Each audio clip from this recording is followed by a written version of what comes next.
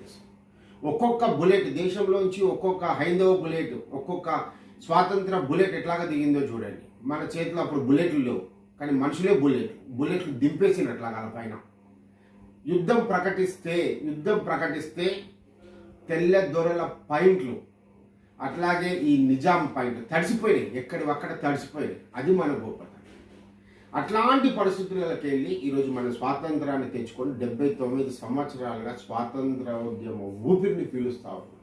స్వేచ్ఛాజీవులుగా ఉన్నాం. ఏది మాట్లాడుతుంది మాట్లాడతాం. మనం అదుపు ఏది లేదు మన నోటికి. చెప్పేంత విలువలు, ఏది మాట్లాడినా ఒప్పుకునేంత విలువలు మనకు రాజ్యాంగం కల్పించింది. ఇది ప్రపంచ దేశాల్లో ఎక్కడ కూడా ఇంత మంచి రాజ్యాంగం లేకపోవచ్చు. ఏదైనా మాట్లాడవచ్చు, ఏదైనా చెప్పొచ్చు, ఘనంగా చెప్పొచ్చు, గొప్పగా చెప్పొచ్చు, నచ్చితే చెప్పొచ్చు, అబద్ధం చెప్పొచ్చు, నిజం చెప్పొచ్చు, ఏదైనా చెప్పొచ్చు, అవతల మీద బురద చల్లవచ్చు, ఇంత రాయి తీసుకుపోయి నెత్తి మీద కూడా పడవచ్చు. అంతటి గొప్ప రాజ్యాంగం మనకు కల్పించింది. అంత బాగుంది, సూపర్గా. అసలు మీరు ప్రపంచ దేశాలు ఎతికితే కూడా దొరకదు. అది మన రాజ్యం. మన రాజ్యాంగ వ్యవస్థలో ఒక బలమైన పునాది ఉంది. ఆ పునాదిల మీదకి ఏర్పడ్డ ప్రజాస్వామ్య వ్యవస్థ మనము ఈరోజు 79 సంవత్సరాలుగా ఓటు హక్కుతో ఒక మంచి నాయకులను ఎన్నుకుంటా ఉన్నాం. మన కోసం ఎన్నుకుంటాం. మన పైన అజమాయిషి అంటే మన పైన ఒక మంచి పాలనా వ్యవస్థ క్రియేట్ చేసుకోవడానికి ఎన్నుకుంటా ఉన్నాం. ఇప్పుడు ఇక్కడ నేను మీకు పూర్వము బాధపడ్డ సంఘటనలన్నీ చెప్పినా. ఇప్పుడు ప్రజలు మీరు బాగా ఆలోచన చేయాలి. ఇప్పుడు మీకు ఆలోచన చేసే అవసరం మీకు ఖచ్చితంగా రావాలి. ఆలోచన చేయకపోతే ఇది కర్మ. అంతే. నేను కూడా ఏం చేయను. కర్మ, ఇది ప్రజలు అనుభవించే కర్మ, అది అనుభవించాలి కూడా. అది నుదిటి రాత అనుకుంటా.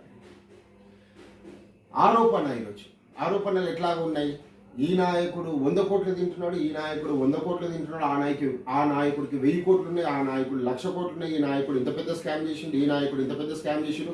మొత్తం ఏ రాజకీయ నాయకులను తీసుకున్న స్కాములు, డబ్బులు, ఆ భార్యల పేర్ల మీద ఆస్తులు, బినామీల పేర్ల ఆస్తులు, వాళ్ళు ఎంచుకున్న వ్యక్తుల మీద ఆస్తులు, వాళ్ళ పిల్లల మీద ఆస్తులు, వాళ్ళ మనవళ్ళ మీద ఎక్కడ చూసినా ఆస్తులు.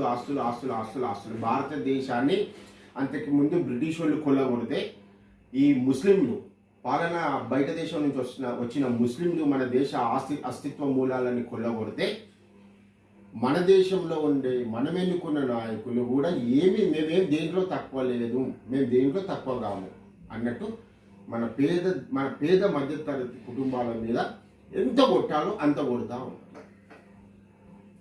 ఈరోజు ఎన్నికలలో వాళ్ళు సమర్పించే అఫిడవిట్లు సాక్ష్యం.